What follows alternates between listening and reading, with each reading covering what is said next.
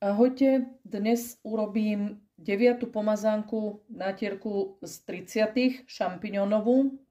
Táto nátierka sa dá jesť na teplo aj na studeno. Potrebovať budem 400 g šampiňónov, 200 g taveného syra, cibulu, buď mladú, alebo akú máte doma, trošku rastce, trošku mletého korenia a sol.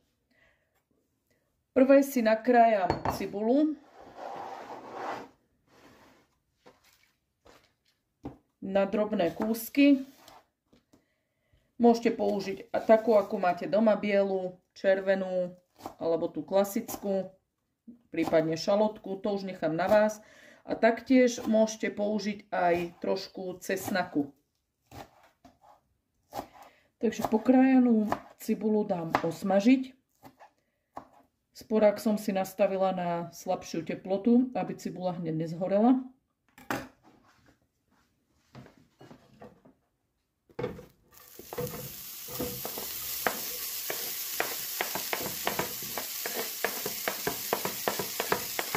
A zatiaľ si nadrobno pokrájam šampiňóny.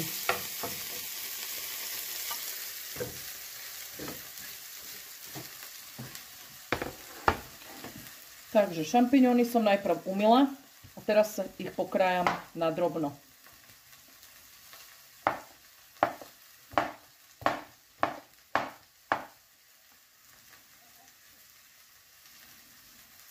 Snažte sa čo najmenšie kúsky. Rýchlejšie sa podusia.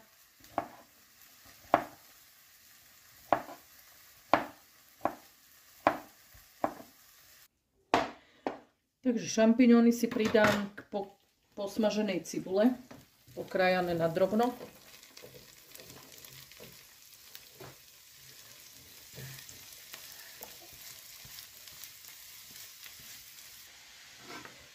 Šampióny s cibulkou krátko pomiešam, aby sa orestovali.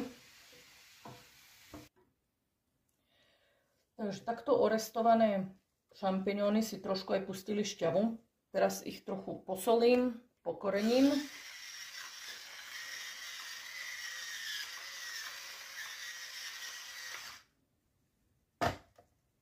Pridám aj trochu korenia.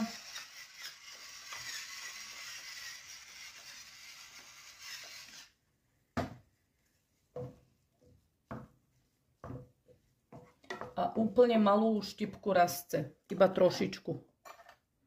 Takúto trošku. Na malú lyžičku, iba na špicu.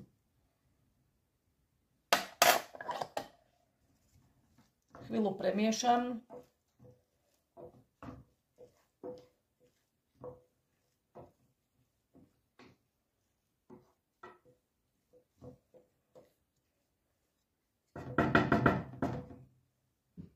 Podlejem vývarom.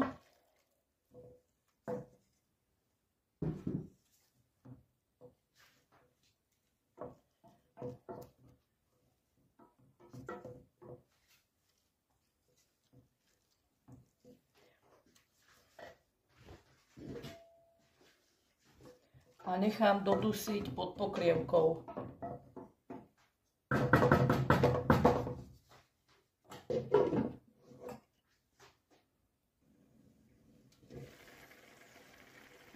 Šampiňóny sa podusili. Teraz už ich nechám odokryté, aby sa odparila šťava. A keď chcete, tak môžete si vložiť s panvicou do vyhriatej rúry. Tam sa vám tiež tá šťava odparí a zároveň sa trošku zapečú. Ale do rúry dávajte iba také panvice, ktoré sú na to určené. Medzi tým, ako si nechám dodusiť, tak si pripravím toasty.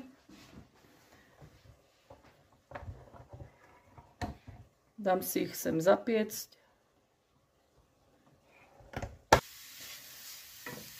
Takto podusené šampiňóny teraz preložím do mise, aby sa trošku schladili. Inak v takejto podobe, ako teraz vidíte, viete použiť aj do zemiakových placiek plnených. No a potom, ako mi to trošku teraz ochladne, pridáme syr.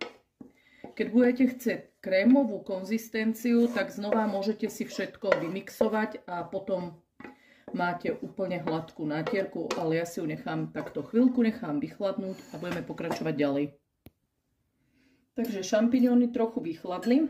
Pozrieme aj toasty. Tie sú už hotové. Prehodím na tanierik.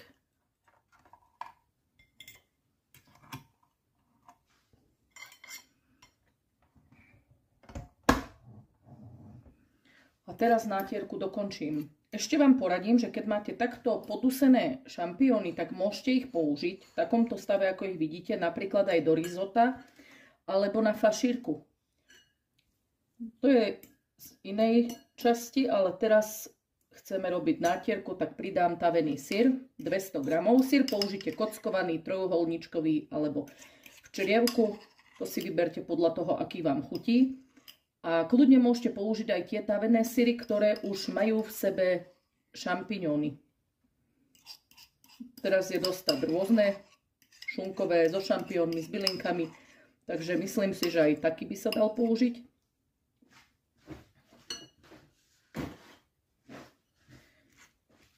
Syr zapracujem pomaly.